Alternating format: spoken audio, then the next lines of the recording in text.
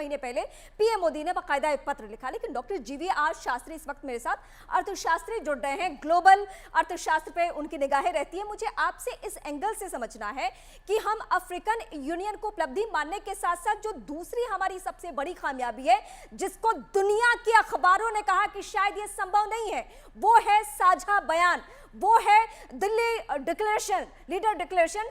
वो हो जाना अपने आप में अर्थशास्त्र के एंगल से कितनी बड़ी कामयाबी है?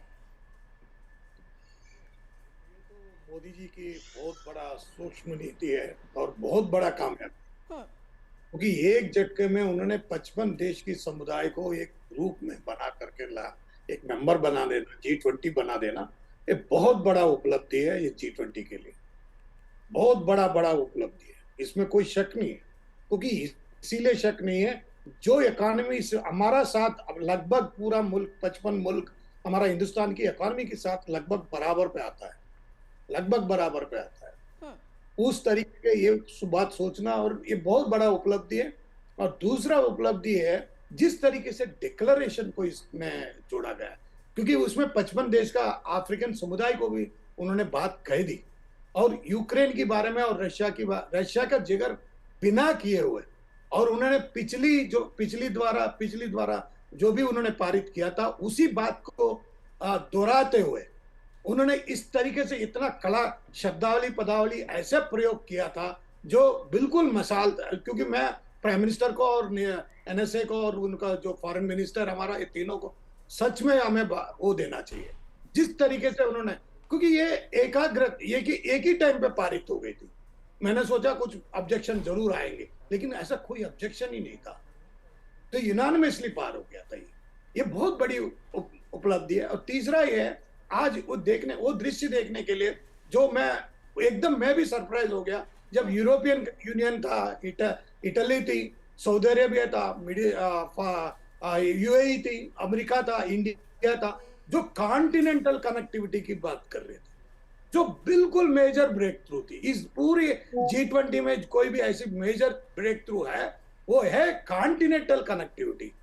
जो कॉन्टिनेंटल कनेक्टिविटी हमने अभी तक 75 साल की जो हमारा इंडिपेंडेंस में कभी हमने सुना नहीं था, क्योंकि एशिया में कभी, लेकिन एशियन कंट्री इंडिया लीड करते हुए, वो भी नरेंद्र मोदी लीड करते हुए, ये बात बिल्कुल साफ अभी मैं उनका सुन रहा था, जो फ्रांस का प्रेसिडेंट से ये बात कह दिया, आप लोगों ने जो भी फैसला कर दिया उसका साथ मैं खड़ा हूँ, यूरोपियन यूनियन के साथ खड़ा हूँ। और नरेंद्र मोदी को स्पेशली वो ये कर रहे थे, जो हमारी तरफ से जो बायलैटरल हमने जो रिलेशंस बनाया, जो प्राइम मिनिस्टर ने इस 9 साल जो उन्होंने जो मेहनत किया था, वो पूरी मेहनत रंग लाया, वो दिख रही थी। वो एक ही लाइन में बैठ के वो बोल रहे थे, यस, ये हम कॉन्टिनेंटल कनेक्टिविटी की प्रोजेक्ट को क्लियर कर देते हैं। आगे बढ़ गया बात।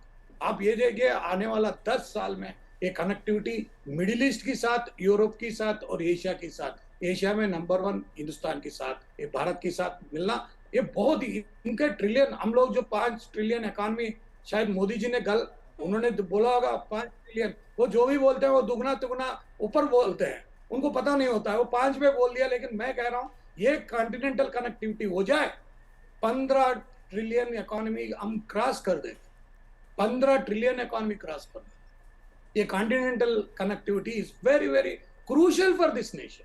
ये बहुत बड़ा महत्व है, बहुत बड़ी। इसके ऊपर कोई बात हम नहीं, शब्द नहीं कर सकते, क्योंकि ये इस देश को 75 साल हम लोग को तपस्या करना पड़ा इस कनेक्टिविटी के लिए। एक ऐसी कनेक्टिविटी थी जो लेवल प्लेइंग बोलते हैं, वो लेवल प्लेइंग अब बराबर पे आ गया, पूरे बराबर पे आ गया। मिडिल ईस्ट और ये यूरोपियन और इवन अमेरिका, कनाडा, तो of course they are also part of European Union, उसी में आता है। तो बिल्कुल लेवल प्लेइंग पे मोदी जी को इस बात बहुत बड़ा जीत थी। मोदी जी ने ये जरूर करके दिखाया। अच्छा, इसमें एक सवाल मैं अगर ऐड करना चाहूं, चीन के BRI को देखते हुए इसकी प्लानिंग की गई कि अगर हमें उधर से एकदम रुख हटा के चलना है, क्योंकि चीन के साथ हमारे जो संबंध है, भारत के जो संबंध है, ये सबको मालूम है, लेकिन उसी प्लेटफॉर्म पे खड़े होकर अमेरिका के साथ आगे बढ़कर इतने बड़े कदम उठाकर आगे बढ़ना, और जो आप बता भी रहे हैं कि आने वाले वक्त के लिए तो बहुत बड़ी उपलब्धि है।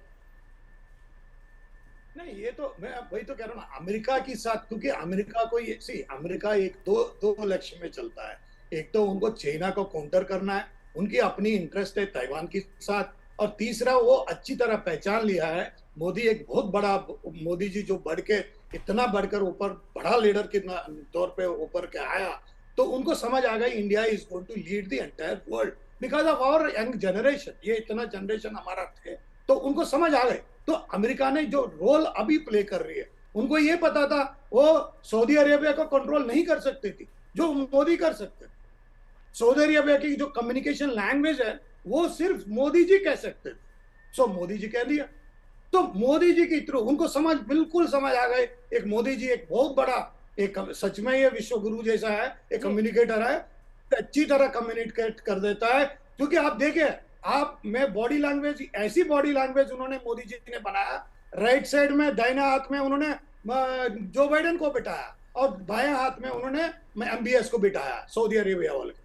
तो उससे क्लियर, साफ शब्द क्लियर हो जाता है जो बात थी, जो उन्होंने जो कहना, वो जो सोच है, वो सोच मोदी जी की सोच में संकेत और संदेश जो है यहाँ पर एक एक करके जैसे जैसे सफलतापूर्वक G20 आगे बढ़ रहा है, वैसे वैसे एक टोन सेट कर दी गई है यहाँ पर प्रधानमंत्री नरेंद्र मोदी की तरफ से। AK सिवाच है हमारे साथ, रक्षा विशेषज्ञ हैं, उनसे भी हम समझने की कोशिश करेंगे। AK सिवाच जी, जिस तरीके से ये मिडल ईस्ट कॉरिडोर की शुरुआत होना और स्टार्टिंग से ही कहीं ना कहीं एक कड़ा संदेश देना कि एक तो अफ्रीकन यूनियन को शामिल करना, वहां पर सहमति आना, उसके अलावा दिल्ली डिक्लेरेशन पर सहमति एक बार में आ जाना, क्या चीन को सीधे तौर पर ये संकेत मिलेगा? क्योंकि अब G20 सिर्फ जियोपॉलिटिकल नहीं रह गया है, कहीं ना कहीं फोटो पॉलिटिकल भी होगा। यहां से जो बाहर के देशों तक संदेश जाएगा भारत से, वो अपने आप में क्या चीन के लिए कड़ा संदेश होगा भारत की तरफ से? हाँ बिल्कुल, दे सच्चाई ये है कि भारत ने वो कर दिखाया जिसे किसी ने सपने में नहीं सोचा था। ये जो तीन चीजें हुई हैं, एक तो सबसे पहले अफ्रीकन यूनियन को G20 का मेंबर बनाना, ये 18वीं मीटिंग है। और 18वीं मीटिंग मतलब कि भारत जो 18वीं मीटिंग और फर्स्ट टाइम कर रहा है। इससे पहले 17 कंट्रीज ने ये सोच विचार नहीं किया कि अफ्रीकन यूनियन जो चमन पुअर कंट्रीज हैं उनको लिया जाए, क्योंकि उनकी डेवलपमेंट का एक ही तरीका है, जब तक वो G20 में मिलेंगे तभी डेवलपमेंट हो सकती है। ये भारत ने सोचा, भारत ने कंसेंसस किया और इसको कर दिया और करके दिखा। जो दूसरा पॉइंट था बहुत ही इंपॉर्टेंट, दिल्ली डिक्लेरेशन। देखो, एक कंसेंसस बनाना बहुत मुश्किल था, बड़ा चैलेंजिंग था। दो फैक्टर थे, चीन और रूस एक तरफ थे और यूरोपियन कंट्री अलग थी, और रशिया यूक्रेन वार को लिखना भी और आपको फिर भी कंसेंसस बनाना, ये काबिले तारीफ है। और बहुत ही, मैं कहता हूं, this is a great victory of diplomacy. जिस प्रकार से हमारे डिप्लोमेट्स ने काम करके दिखाया कि ये कंसेंसस से इसको अप्रूव किया।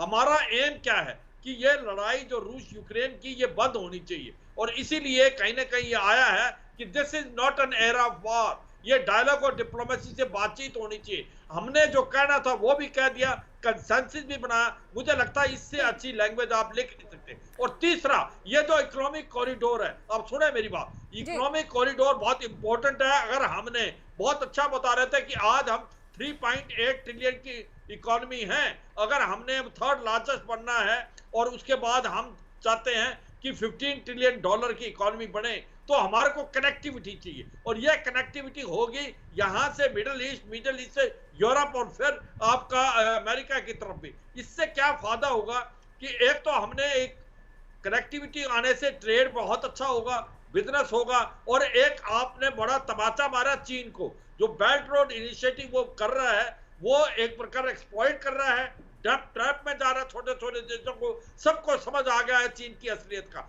तो मुझे लगता है ये जो फोरम है G20 का, भारत हैज अराइव, ये एक सच्चाई है।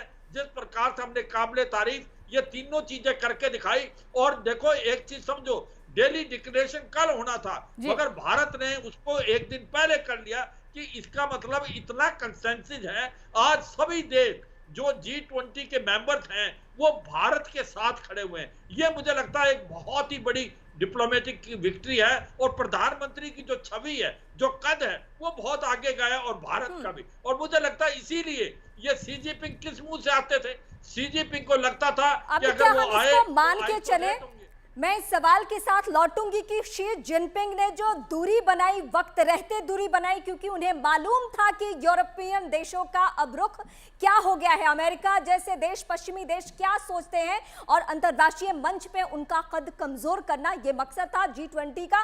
ये भारत ने कम से कम G20 का नहीं, पीएम मोदी का, वो उन्होंने कर दिखाया है। अभी एक खुशखबरी मिली है,